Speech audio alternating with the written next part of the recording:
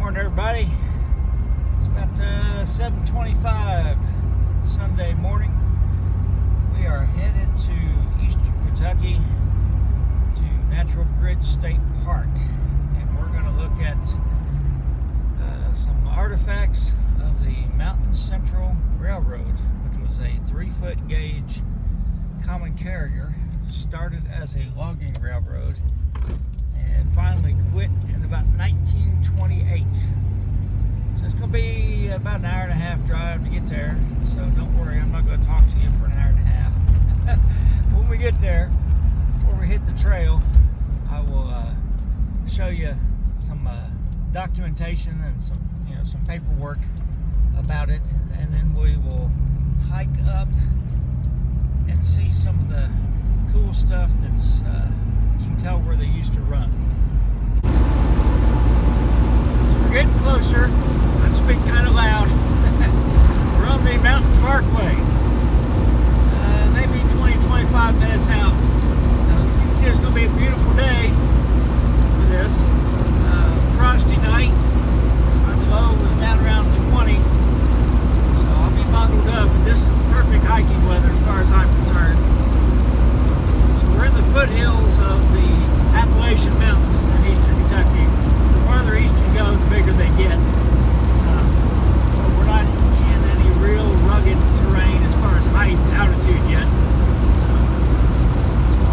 Anyhow, we're going to get off at the Slade exit, and then we've got a few miles to get to Natural Bridge State Park. So our first stop is Campton Junction. That's where the narrow gauge Mountain Central connected with the Lexington and Eastern Railroad, which later became owned by the Louisville and Nashville Railroad. So this is actually the roadbed, the road heading down to for the L&E. Now, when you come around, swivel around here, you see my old truck here. You might think that the roadbed keeps going that way, but it doesn't. So I'm going to show you the reason why this embankment is here. Catch my breath for a second. Chilly out here. This is the second of 3 tunnels on the Lexington and Eastern Railroad. Actually goes underneath the lodge. So they built that embankment basically to hide this view from tourists, to try to keep people out of it. As you can see, there's a little trail down to it. The other end you can see really well. That area has been developed. It's got like a big gate over it. But I'm not going to talk about the L&E. I will do a video about the L&E sometime coming up. I thought, since I'm here, I might as well show you. So L&E went through the mountain, the Mountain Central, crossed the creek, and went up Whittleton Branch. So I'm looking west. That's the L&E. Again, this big embankment was built to keep people from finding the tunnel, which is back there. Now the Mountain Central crossed, this is the middle fork of the Red River, and went back up that way, which is where we're going to go next. Let's give you a little bit of history here. This is the Lexington and Eastern here, which was standard gauge railroad bought by the L&N. At one time, Ed Vassar and I were going to work on a book about the logging railroads of the Red River Gorge, which there were several here.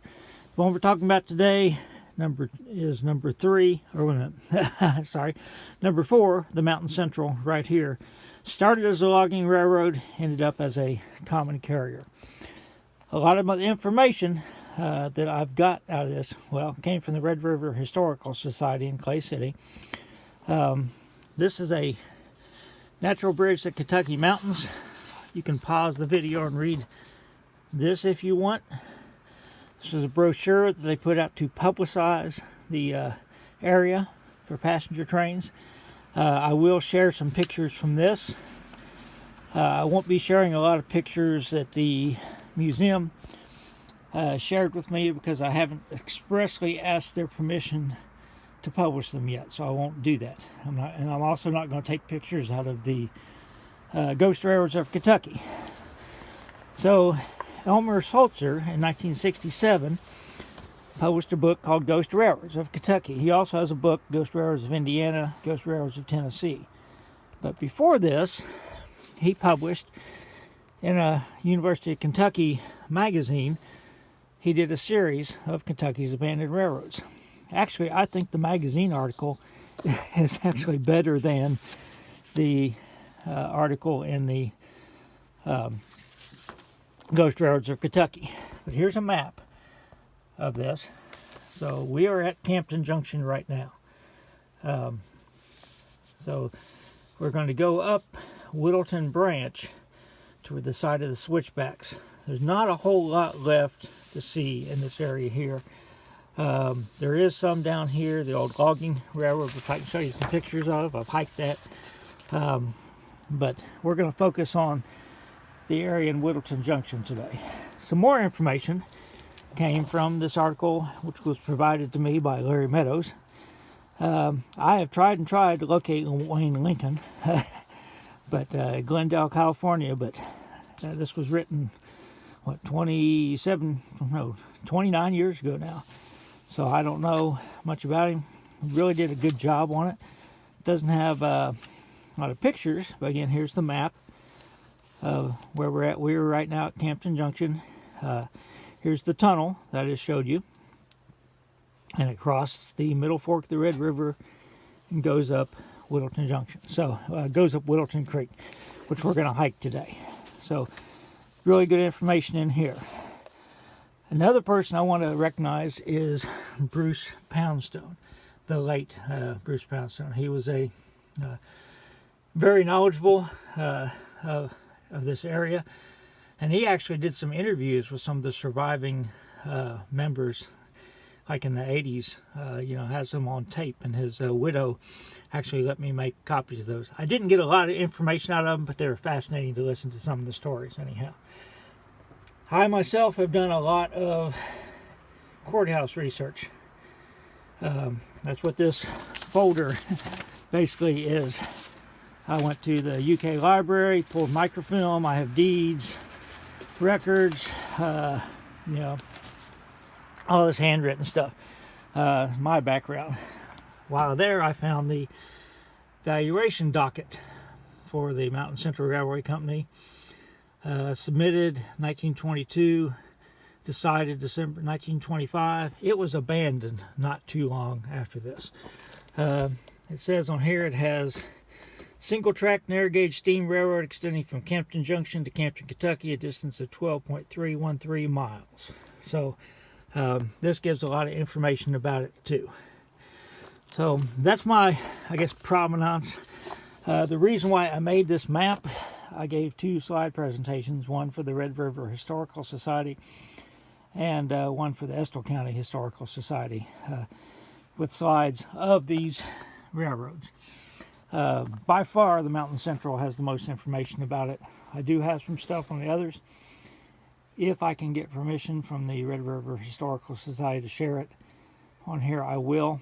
There's not a lot of physical evidence left of these other railroads, but there is some neat stuff that I want to show you on the Mountain Central. So just as a final thing, I haven't talked to Ed in a long time. Hopefully he doesn't not upset for me sharing this, but Ed is a railroad historian, worked for the several different railroads, and is a big logging historian. That's how we met, through our interest in logging railroads. This is tunnel number 2, the tunnel I just showed you. So we're at Campton Junction. The narrow gauge sort of went along here, eventually crossed on the trestle the Middle Fork of the and went up Whittleton Branch. And I'll show you some pictures of the sawmill and stuff here. So along here, there was the 36-inch gauge ended. I do have one picture, don't know if it's this railroad or not, that's got a dual gauge track.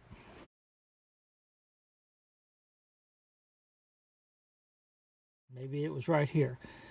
But the L&E had a standard gauge spur to come up to serve the lumber yards. They weren't going to load lumber on a narrow gauge car, move it half a mile, and then load it on a standard gauge car. That would be ridiculous. So they had a standard gauge spur that served the sawmill. So let's get up here, and we'll start going up Whittleton Branch. So here's the little sawmill that was near Campton Junction. Ended up burning down. Eventually, they did not replace it. I think at that point they just loaded logs on the L&E and took them down to their big sawmill in Clay City. But steam-powered circular mill, and you can tell there's not a lot of big timber on this, as you can see in the other logging shots that we're going to show. This should be located somewhere near Campton Junction. This is Whittleton Branch. That is Kentucky Route 11. Now, when they built Kentucky Route 11 past Natural Bridge, they changed a lot of things. So you can't tell where the roadbed was for the L&E and the Mountain Central. But basically, the Mountain Central crossed up through here and followed Whittleton Branch. Now, this is a campground now. It's closed for the winter. But in the 30s, they had a civilian conservation corps camp here during the Depression. Now, the railroad ended in 1928, and they parked their stuff somewhere in here near the camp. It might have been down there near the junction where we were just at, but somewhere in here the railroad parked their stuff. Nobody wanted it. It was the Depression.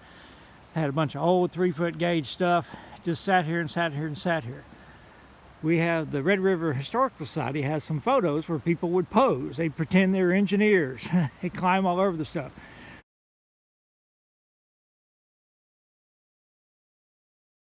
So it's kind of interesting. It's good it was documented. Finally, when World War II started and they had the scrap drives, it was all scrapped. And the rails and everything were pulled up and scrapped. So I'm going to hike up here and I'll show you the beginning of the trail.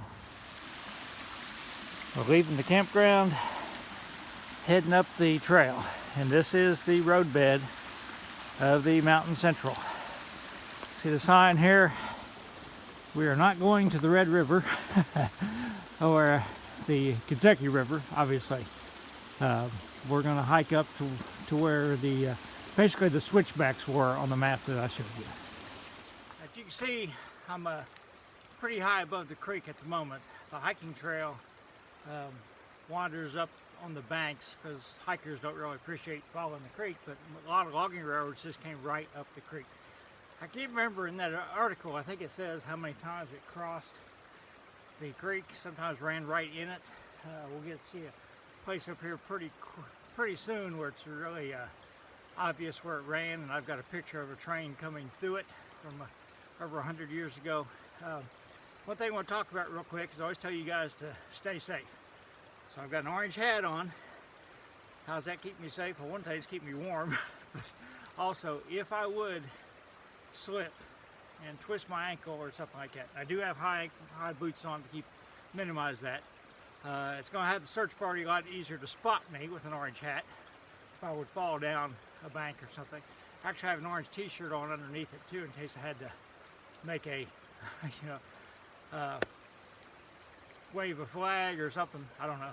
I have gloves, obviously. I have 2 liters of water. I have some crackers. I have a couple of flashlights. I have a walking stick to help me. And most important, my wife knows exactly where I am and what time I'm expected to be back. So she knows that if she doesn't hear from me by a certain time, to call the rangers. When I left her the phone number too, told them exactly what trail I'm walking on. So hopefully it'd be easy for a search party to find me. So this is black bear country. They have bear warning signs out. Black bears generally aren't aggressive. They see you coming, they head the other way, but they're unpredictable. So I'm keeping my eye out for them, and I do not want a confrontation with a bear.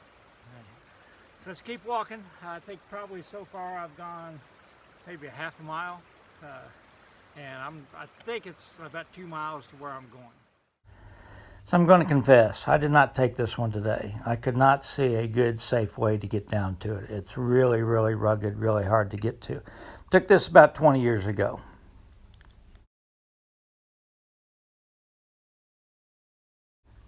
This is one of those colorized postcards like they used to do. Take a black and white photo and add color to it. It's kind of blurry to begin with, so I made it sort of black and white again. But you can see where the train used to run up through here. Pretty rugged. So here's a scene from the brochure that thankfully they made it a full page. There's the rock.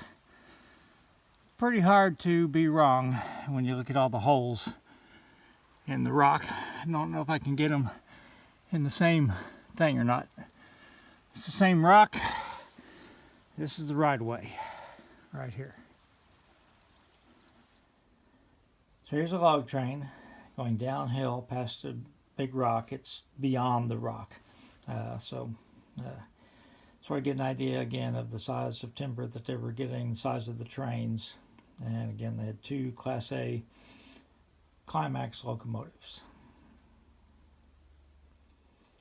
So the reason I don't narrate my switching videos when I'm doing it is because I screw up all the time. And so I screwed up here. So this is the original right-of-way. You can see it curving around to the left. In 1905, they had a big derailment. The train came out of control coming off the ridge. Came down the bottom of the hill, derailed, killed 3 people. At that time, they decided to put 2 switchbacks in to reduce the grade. When they did that, they actually had to change, a mile of track or something to do that. So the original line kept curving around to the left and stayed to the left of Whittleton Branch. Right here, it actually went on the new line. It went straight, crossed Whittleton Branch. In the next video, I'm going to say, I'm not standing on the right-of-way. Yes, I was standing on the right-of-way. I was standing on the right-of-way after the derailment, and that's when I'm walking up through there. Also want to point out, it says Natural Bridge and Campton Railway down here. That's what the brochure refers to, that is. That was never incorporated, never seen any rolling stock lettered Natural Bridge and Campton. That's just what they called it. I guess locally that was the name. But when it became a common carrier, quit being a logging railroad, they called it the Mountain Central. So I'm not on the right-of-way. Right-of-way is over the other side of the creek after it passed that big rock. So I'm on the trail, but that's where it needs to go. We're following this creek upstream. Eventually it's going to come to a waterfall, and they had to get up there. So I won't be able to show you all that, but I'll show you what I can. So you can see the big tree leaning there. The right-of-way is right behind it. It's another one of those big rocks. It is not the one I showed you in the picture. It's pretty obvious. But the right-of-way goes down through there. Again, I'm on the opposite side of the creek. So we've been climbing up away from the creek quite a bit. Now we're getting closer to the head of the holler, as they say here in eastern Kentucky. We're getting close to the top. It leveled out a little bit. Here's the creek, this trail I came up. This is the right-of-way right here. They didn't do a lot of earth moving back then because they didn't have the machinery, but here's a pretty obvious cut up near the top again. So I'm off the hiking trail, and this hollow comes off of it, and every once in a while I can hear a car up there. Route 15, Kentucky Route 15 is up there. This is the roadbed coming down from there. So it got very steep closer you got to the head of it. So they, in 1905, they had a derailment when the train got out of control and killed 3 people. And after that, they rebuilt the line and put in 2 switchbacks, which are probably up in here somewhere, to be honest with you. Not sure exactly where they're at, and this is bushwhacking and by myself. not going to do it. So this is the only known photo of the derailment. See, the train came down out of control, pitched off the rails to the right, and killed 3 members, which is why they put the switchbacks in. So right here, they would have had a little bridge, and the line comes on down here, and I know you can't really see it, but when you're walking on it, it looks like there's indentations where ties were. You know, like there's a high spot, something hard underneath it. There's a high spot, high spot, high spot, high spot. Now, of course, they didn't use treated railroad ties, but the remains of them might still be here in these damp areas. So I came down here, and it kept on going straight over the hill there, and that's where the derailment was. So you can see I'm looking down, and as I swivel around, there's the creek down there. There is no reason for this to be here at all if this wasn't the roadbed. That would have just gone straight down to the creek. So I am fairly certain, as rough as this looks, that this section right in here was roadbed. So obviously heading down grade now. This is the same thing. I mean, there's no way. They didn't do this for the hiking trail, believe me. So see how deep that is? Creek's on the right. This was the roadbed of the Mountain Central. This one there is I was hoping to find because I remembered it. And actually when Ed and I walked up here, Ed didn't do a whole lot of hiking. Mainly Eugene Vassar was my hiking partner. I tell you, you must be getting tired. I'm confusing Ed Vassar with Eugene Peck. Eugene Peck was my hiking partner.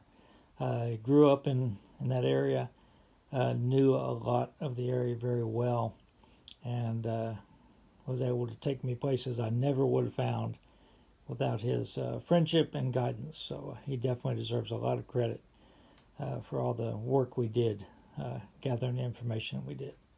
These are railroad ties. There's one. There's one. There's one. There's one. There's one. They didn't use tie plates. They just spiked the rail directly to the into the ties. But where it's real swampy here, the ties have survived. Just like shipwrecks survive under the ocean for wooden shipwrecks for hundreds of years because they can't really decay. There's no bacteria or anything to do it, so it takes a really long time. But this was the roadbed coming down through here. So again, we're looking, I don't know, south, west, I'm not sure. That's the big rock we talked about earlier, and we showed that the original right-of-way passed along, and it went, I'm just going to drop this walking stick. That's the original right-of-way before the derailment. After the derailment, I'm standing on the right-of-way, and this is where it comes back in and joins. So this is what we've been following. So, the hiking path does follow the revised right-of-way. The original right-of-way went up through there, and after 1905 came on this side. There's the big rock. Here's where a bridge was that went over the creek. This is the new right-of-way. So the old right-of-way curved around to the left of that rock. And I have to make sure I don't drop my phone, or I'm in trouble. All right, better view of it. That's the original right-of-way. 1905 derailment. They went this way, and you can see the embankment on the other side. They had a bridge right there that crossed. And here's that huge rock.